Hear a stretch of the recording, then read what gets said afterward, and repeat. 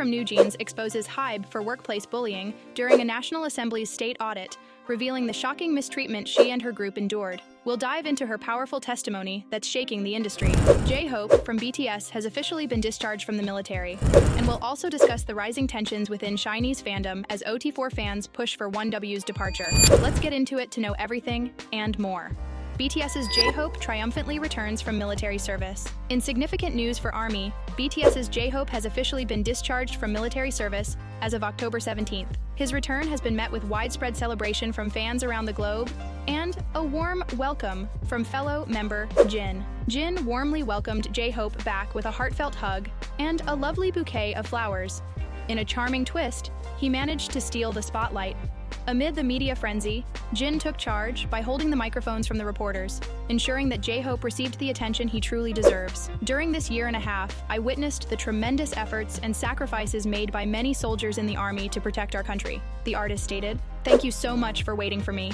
I deeply appreciate the unwavering support and love you have shown, he expressed to his fans before getting into a vehicle. J-Hope completed his duties with the 36th Infantry in Onew, Gangwon Province, serving a total of 18 months. With his discharge, he becomes the second member of BTS to fulfill his military obligations. J-Hope's first commitment after being discharged from the military was a live session with fans from around the world. As we look ahead, RM and Suga are set to complete their military service by June of next year. Shawols divided, OT4 fans want one out of SHINee. Tensions are rising within SHINee's fandom, as a group of OT4 fans have started pushing for Onew's departure from the group.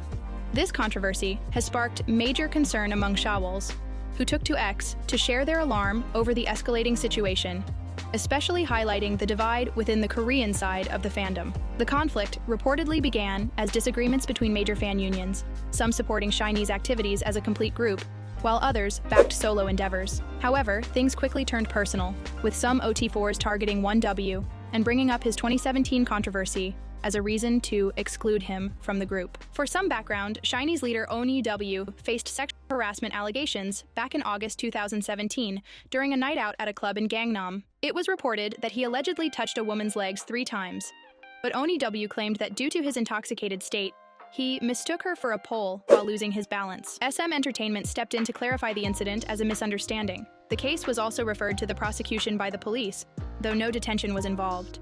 Onew later issued an apology to both the woman involved and his fans. The divide has deepened, and some fans have shifted their support to SHINee as a 4-member unit, completely distancing themselves from Onew. The situation is becoming increasingly aggressive, with Korean OT4 fans allegedly inspired by the actions taken against Seunghan from Reese, who was removed from the group after a backlash that included sending 1,000 funeral wreaths. Reports from X indicate that OT4 fans are now organizing votes to decide whether they should apply the same tactics against Onew, planning to use the press and send similar messages to his agency. This growing conflict has left many Shawols feeling concerned, as these extreme measures could deeply impact SHINee's dynamics and future activities. For now, the fandom remains divided, with one side standing by Onew, while others push for his removal. Did Jessi lie? Assault victim's family speaks out. The controversy around Jessi continues to intensify as the family of an 18-year-old fan who was assaulted by someone in Jessi's circle has publicly questioned the sincerity of her apology. On a recent broadcast, the victim identified as A shared his side of the story, expressing doubts about Jessi's response to the incident that took place on September 29th.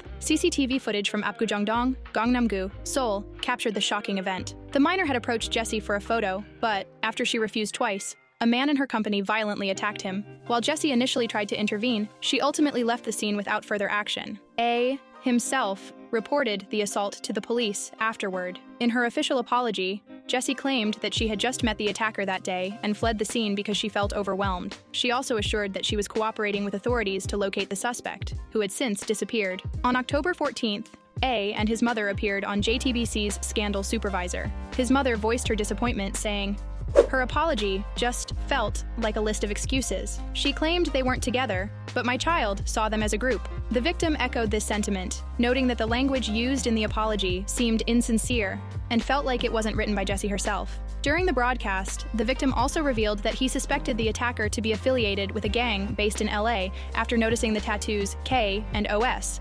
abbreviations for Korean outlaws. The suspect, known by the stage name Koala, is reportedly a rapper and producer who has collaborated on Jessi's tracks like Nana, and what type of ex. In response to the accusations, Jessi's agency made a brief statement, confirming Koala's past work with Jessi, but denying any gang affiliations or knowledge of his connections. They insisted that Jessi had no ties to such activities. Meanwhile, the police have summoned 4 of the suspects' friends for questioning and are considering calling Jessi and her acquaintances to assist with the investigation. The situation remains tense as fans and the public await further developments. Hanni speaks out. HYBE's alleged mistreatment of NewJeans exposed. In a shocking revelation, Hanni from NewJeans has openly accused HYBE of workplace bullying during her testimony at the National Assembly's state audit on October 15th. The 20-year-old Vietnamese-Australian idol stood as a witness before the Environment and Labor Committee, alongside Ador's new CEO, Kim Joo-young, to discuss workplace harassment, a topic she had courageously raised in a live broadcast just last month. The controversy began when Hanni claimed that a manager from Islet, a management subsidiary, instructed the members of NewJeans to ignore her, leaving her feeling isolated and hurt. Her comments quickly gained traction, leading to the Ministry of Labor receiving over 100 complaints to investigate the issue, transforming it into a major public concern. During her testimony, Hanni provided further insights, revealing that mistreatment extended beyond this single incident. She explained how, since her debut, she had encountered high-ranking officials who would deliberately ignore her, failing to offer even greetings. In Korea, respect and manners are highly valued, especially among older people, Hanni stated. Not greeting me felt disrespectful, not just as an artist, but as a human being. She elaborated on the uneasy atmosphere she sensed within the company, describing it as an ambiguous tension that made it difficult for her to speak up. Initially, she thought it was all in her head, or perhaps a situation only she could perceive. After witnessing the incident with the ELIT manager and reading employees' negative comments about NewJeans on a platform called Blind, her suspicions grew stronger. She also mentioned a recording where a manager from HYBE's PR team tried to downplay their Japanese debut's success, allegedly aiming for a reverse viral effect. Hanni concluded her statement with a powerful accusation, stating, "Seeing all these events, I realized that it wasn't just my imagination.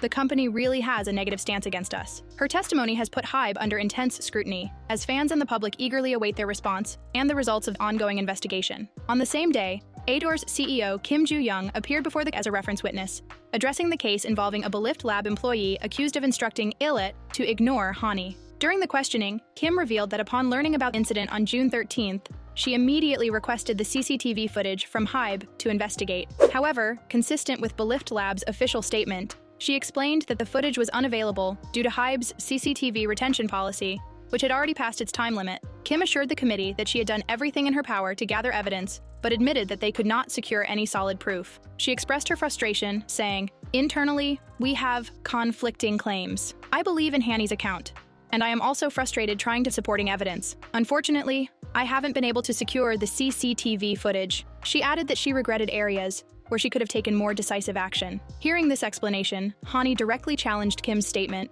expressing her dissatisfaction. "I'm sorry, but I don't think you did your best." The OMG singer explained her perspective further, saying, "There were ways she could have acted. From the beginning, she promised to protect us. But for that to be true, she needed to take action. She showed no will to fight, no steps taken, no real measures.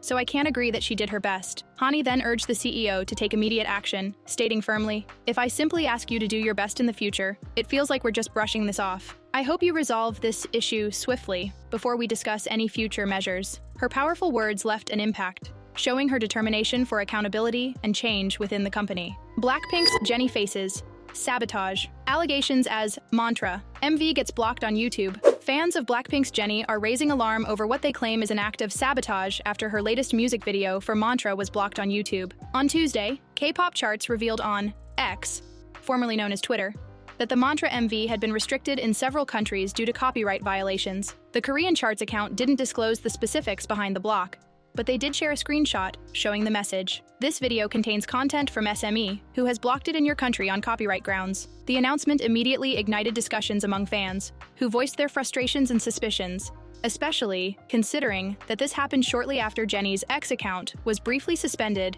during her promotional activities for the new song. One fan wrote, "First, her Twitter account, now Mantra's video. Someone is definitely trying to sabotage her." Another added, "From her social media to her music videos.